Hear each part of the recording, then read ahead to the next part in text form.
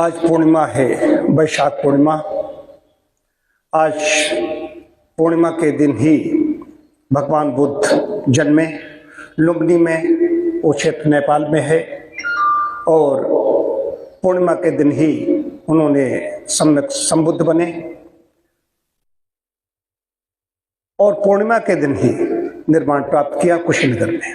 बोध गया में सम्यक संबुद्ध बने। विशेष बात है, तीनों तिथियां एक, पूर्णिमा पूर्णिमा पूर्णिमा।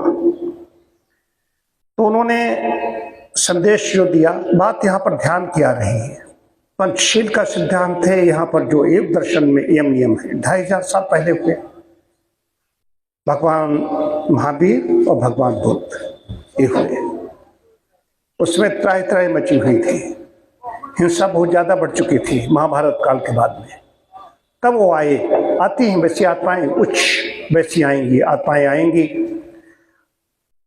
उदाहरण लीजिए, जैसे डॉक्टर साहब होम्योपैथिक हैं, हम नेचुरोपैथिक हैं, कोई सर्जन है। अब सर्जन ही सब कुछ है, होम्योपैथी सब कुछ है या नेचुरोपैथी सब कुछ है, ऐसा नहीं।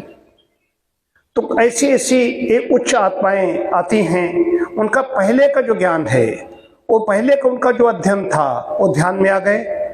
महावीर जैन ने बताया तो उन्होंने अब दूसरा, वो भी दोनों चीजें एक ही मिला के चल रहे हैं, लेकिन थोड़ा सा अंतर हो जाता है दोनों में। तो योग दर्शन क्या कह रहा है, शास्त्र क्या कह रहे हैं, वेद कह रहा है, समग्र चीज कह रहा है, सब कुछ है।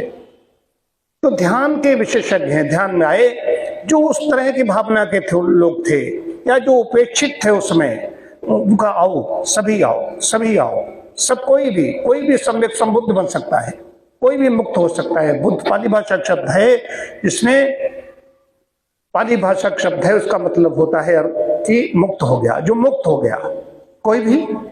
उन्होंने मोक्ष को निर्वाण कहा है, पर निर्वाण दिवस भी है आज ही कुशीनगर में। तो वहां पर साधना की, मैंने ध्यान किया मैंने वहां कुशीनगर, तो वहां पर स्तूप बने हुए हैं, उनमें उनकी भस्म को भी उसके अंदर रखा है। भस्म कभी वैज्ञानिक लोग उस पर करेंगे कि इतना बड़ा ध्यान के द्वारा चीन, जापान, थाईलैंड, श्रीलंका और कहाँ तक, काबुल, कांधार, जो पहले भारतीय सब था पहले, उसके बाद में सब नेपाल, भूटान, सब जगह बुद्ध बुद्ध बुद्ध। बात कैसे आती है कि यम नियम के अनुसार आ रहे हैं, पंचशील का सिद्धांत आ रहा है। यम नियम के अनुसार देखिए तर्क कि महात्मा बुद्ध के जीवन में चीज आ गई। अगर कोई उनको द्वेष पूर्वक गाली भी देता तो जीवन में आ गया। तब इसमें जो बौद्ध धर्म आया महात्मा बुद्ध के बाद में, महात्मा बुद्ध ने बौद्ध धर्म नहीं चलाया, उनके अनुयायियों ने, उनके बने तो उन्होंने बौद्ध धर्म बनाया। बौद्ध धर्म बहुत अच्छा। देखिए बौद्ध धर्म में अब 2 पार्टियां बन गई, एक घास पार्टी बन गई है, मांस पार्टी बन गई। जो नव बौद्धवाद है वो पीने खाने वाले लोग हैं, वो उनके अनुयायी नहीं है, खाली उसमें तो हैं, लेकिन उनका ठीक ठीक अनुयायी है। वो वाणी से भी हिंसा नहीं करेगा, वाणी से भी पुरुष कड़े वचन नहीं बोलेगा, वाणी से कहीं चोट न लग जाए, काया वाणी मन से सतत पवित्र रहेगा। वो है ठीक ठीक महात्मा बुद्ध का अनुयायी। मैंने उसको देखा है, जिया है। और माँ का एक कहानी, राजा था या रानी, इसका प्रभाव इतना ही है। तात भ्रमण करते थे तेरे, वन उपवन में बड़े सवेरे, हुई पक्ष की हानि। एक हंस गिरा खरसर से, कोई पक्षी गिरा खरसर से, हुई पक्ष की हानि, करुणा भरी कहानी। बच्चा कहता है, यशोधरा यह है, अपने उसको सुना रही, मतलब कि गौतम के पुत्र को माँ का एक कहानी। राजा था, बच्चे सब कहते राजा रानी वाली कहानी सुनाओ, कथानक सुनाओ। तो वही बाल्यकाल से ही था, बाल्यकाल से ही ऐसे होते हैं, वो इधर उधर जा ही नहीं सकते। तो उन्होंने जो दर्शन दिया, तो ध्यान है, ध्यान और समाधि क्या है, योग समाधि ही समाज में चला जाएगा। लेकिन पंचशील हैं, यम नियम के बिना वहां तक नहीं जा सकते। महात्मा बुद्ध भी वही कर रहे हैं, यम नियमों का पालन नहीं करोगे तो आप वहां तक नहीं जा सकते। उन्होंने कहा कि सुबह अग्नि प्रज्वलित होती है, वो चिकित्सक हैं, बड़े भिक्षक हैं। उन्होंने कहा कि सुबह अग्नि प्रज्वलित होती है, सुबह सुबह भिक्षा व्यापन करके मांगो, खा लीजिए दोपहर तक, दोपहर के बाद में अग्नि बंद होने लगती है। जो साधक भी जाते हैं शाम को, उनको काढ़ा और कुछ हल्का सा ऐसा दिया जाता है, ज्यादा पेट भर के नहीं दिया जाता। कि रात को ये मतलब कि ये सोएगा, ये समाधि में नहीं जाएगा, ध्यान में नहीं जाएगा, खा करके डकारेगा और सोएगा। ये है आज भी वो परंपरा जो ठीक ठीक अनुयायी उनके वो चला रहे, वो सबको अप्लाई करना चाहिए। हम लोग भी ये कहते हैं, क्या कहते हैं कि सूर्यास्त के साथ ही जठराग्नि स्वस्थ पड़ जाती है, वही तो कर रहे हैं। तो सत्य है। अब महात्मा बुद्ध ने कहा, महावीर ने कहा, अब जैन वाले कहेंगे नहीं नहीं हमारे बुद्ध वाले कहेंगे वो तो सबके हैं, धर्म सबके लिए होता है, जो सत्य होता है वो सबके लिए होता है, सूर्य प्रकाश सबके लिए है, नदियां सबके लिए है, अग्नि सबके लिए, आहुतियां डाली गई सबके लिए, तो ध्यान सबके लिए है। जब आदमी मस्त हो जाता है तो आंख बंद कर लेता है, कहीं पर भी जाइए जब बहुत आनंद आएगा तो आनंद में आंखें बंद हो जाती हैं। आनंद तो अंदर देखो, उन्होंने कहा कि अपदीपो भव, अपने दीपक स्वयं बनो। हम आहुतियां डालेंगे, हम रसगुल्ला खाएंगे, किसी का पेट नहीं भरने वाला। ठीक वही साधना पर लागू होता है, वही बात कर रहे हैं। आप कोई करे और आपको मिल जाए, नहीं हो सकता, आपको स्वयं जूझना होगा, तब करना पड़ेगा, तपस्या करनी पड़ेगी। तो संस्कार उनके थे, इसीलिए चक्रवर्ती कहाँ, सम्राट कहाँ, किसके घर में जन्मे थे आकर के। और कोई भिखमंगे तो थे नहीं जो चले गए छोड़ करके, घर में सब धन धान वैभव है तब वो चले गए, तो इसलिए उन पर आरोप नहीं लग सकता, उसी के लिए आए थे। 6 वर्ष तक कड़ी तपश्चर्या है, तो उन्होंने क्या कहा, अति सर्वत्र वर्जित, अति नहीं होनी चाहिए। बहुत सुखाया, शरीर कंकाल हो गया, चला नहीं जा रहा है। तब उन्होंने कहा कि बीच का रास्ता, भोग भी नहीं और अति योग भी नहीं, बीच का रास्ता मध्यम मार्ग बताया। ये सिद्धांत, और ये सिद्धांत सर्वत्र लागू होता है, अति सर्वत्र वर्जित। अब यहीं पर अग्नि जलाएं तो बहुत ताजा अग्नि जल रही, बहुत कर रही नहीं, देश काल वस्तु व्यक्ति परिस्थिति सब कुछ लागू होता है। तो ध्यान नियम के बिना ध्यान आदमी जाएगा नहीं। किसने कहा, कड़ा बोला, उनके ऊपर गाली देता रहा, जीवन की घटनाएं हैं। एक द्वेष रखता था, वो गाली बकता रहा, उन्हें कोई फल लेकर दे गया, फल आया दे गया तो उन्होंने कहा भाई जाओ, बैठा है वो गाली बक रहा है, बेचारा थक गया होगा, भूखा होगा, और उससे कहना कि फल ग्रहण करो, कब उन्होंने भेजे, वो तो भेज नहीं सकता कि नहीं, उन्होंने भेजे कहीं, उन्होंने, तो उसने लिए, उन्होंने कहा है कि एक खा ले तो ताकत आए, फिर अपना कार्य प्रारंभ करो।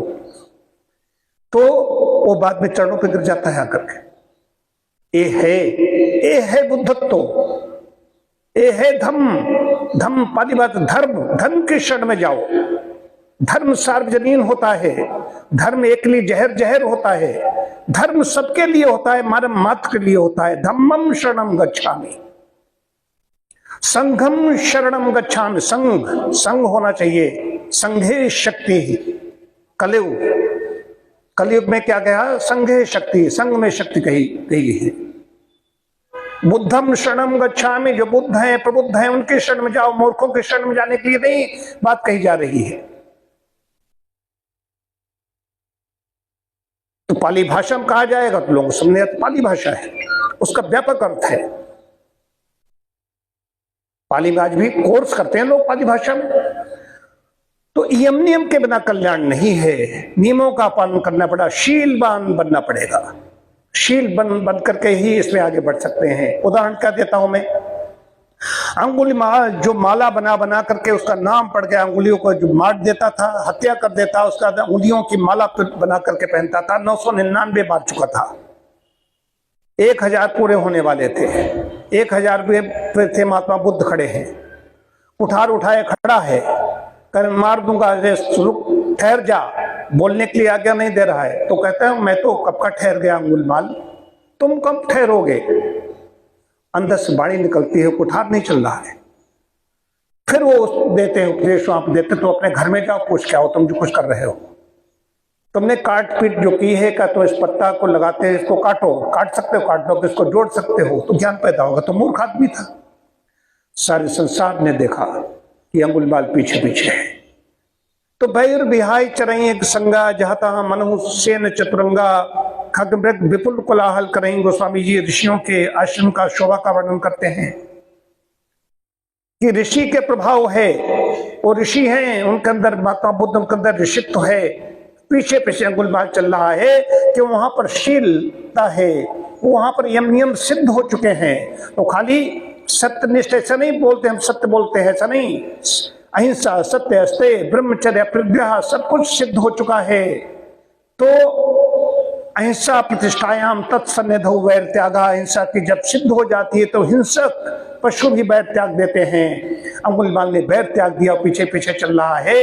ये मैं ऐसी कह रहा हूं कि महात्मा गांधी भी बड़े संत हैं, उनके अंदर जो अहिंसा सत्य उनके दो अस्त्र हैं, तो कहीं न कहीं उनके अंदर सिद्ध नहीं हो पाई। सिद्ध हो जाती तो गॉडसे उनकी हत्या नहीं कर पाता। दर्शन कह रहा है, शास्त्र कह रहा है, सिद्ध हो जाएगी तो हत्या नहीं होगी। और जानकार था, पैर भी छुए, अंगुलमाल ने पैर नहीं छुए, उन्होंने सोचा कोई होगा।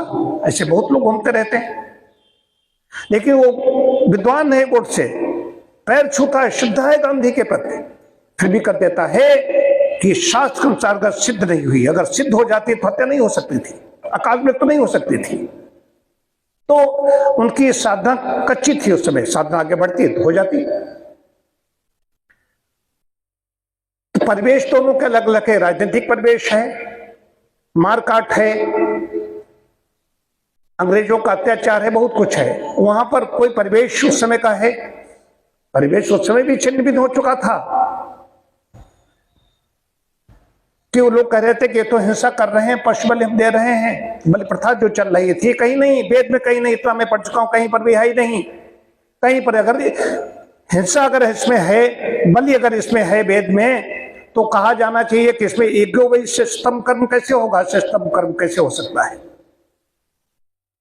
नहीं हो सकता। श्रेष्ठ कर्म उसी कहा जाएगा जहां पर कहीं हत्या नहीं। यहाँ संध्याएं तक देखी जाती है, दीमक कीमत तो नहीं लगी हुई है, तब विचार किया जाता है। और निर्देश है यजुर्वेद त्रियजन पर ही सारा सब कुछ है, क्रिया बता रहा, चलता चला जा रहा है। तो जब ऐसा हो जाता है वहां पर, तो वो सम्यक संबुद्ध बन जाता है। कोई भी बन सकता है, कोई भी बन सकता है। तो इन नियमों का पालन किए बिना संभव नहीं है। खाली ध्यान कर लिया, हम लोग नित्य ध्यान करते हैं, ये कि कच्चा चले तो यहां पर वो ध्यान के बिना काम नहीं होता है। ध्यान का विद्यार्थी हूं, लेकिन ये है, चाहे जब रावण मर गया, रावण की हत्या कर दी, वध हो गया, उसके बाद भगवान राम आते हैं, दशाश्वमेध अश्वमेध क्यों करते हैं? करना पड़ेगा, वो वाइब्रेशन है, तरंगे हैं। महाभारत काल में भी ये करते रहे, उसके बाद में क्यों प्रश्न करते हैं? ये नकारात्मकता दूर करने के लिए ये बहुत आवश्यक हो गया है। आप वायुमंडल बनाते हो, वहां पर ऊर्जा पैदा होती है, उसके साथ साथ भी साधनाएं, चाहे बुद्ध की हों, चाहे महावीर की हों, ये सबके लिए है और समान रूप से लागू होती है। उन्होंने एक विषय ले लिया, वो उस विषय के विशेषज्ञ हैं। अब राष्ट्र में सीमाओं पर कैसे क्या होगा? बौद्ध धर्म के अनुयायियों ने उनका इतने अहिंसक हैं, उनका नहीं हिंसा नहीं करूंगा, आते आने दीजिए, आते आने दीजिए। आतताई आते गए और हम परतंत्र हो गए। कि हमने सैनिकों ने भी, जब अशोक ने कह दिया कि सैनिक भी हमारी हिंसा नहीं करेंगे, तो सीमा की सुरक्षा के लिए सैनिक वेद हर जगह, कृषि कैसे होगी, सीमा सुरक्षा कैसे होगी? दुष्ट हर काल में रहे हैं, दुष्टों से कैसे रक्षा करोगे, दुष्टों का नाश कैसे करोगे? समग्र मिलेगा, ये चीज आती है। उन्होंने नहीं कहा था कि तुम अपने परतंत्र हो जाओ, उन्होंने चीज बताई, सब कर लो, ये जनता के लिए था। वहां पर सम्राट भी वो ही बैठ जाएगा, सम्राट करे, लेकिन सीमा जो प्रहरी हैं उनसे कहो तुम सजग रहो, जागरूक रहो। उन्होंने सदैव महात्मा बुद्ध ने कहा कि सजग रहने के लिए कहा, जागरूक रहने के लिए कहा, सचेत रहने के लिए कहा। तो ये बड़े विषय हैं, इन पर चर्चा होती है। बहुत बड़ी तिथि है बुद्ध पूर्णिमा। आज हम ने इस पर विचार अपने प्रकट किए। इतनी बड़ी शक्ति को भगवान बुद्ध के प्रति नमन करते हुए ओम शांति शांति शांति।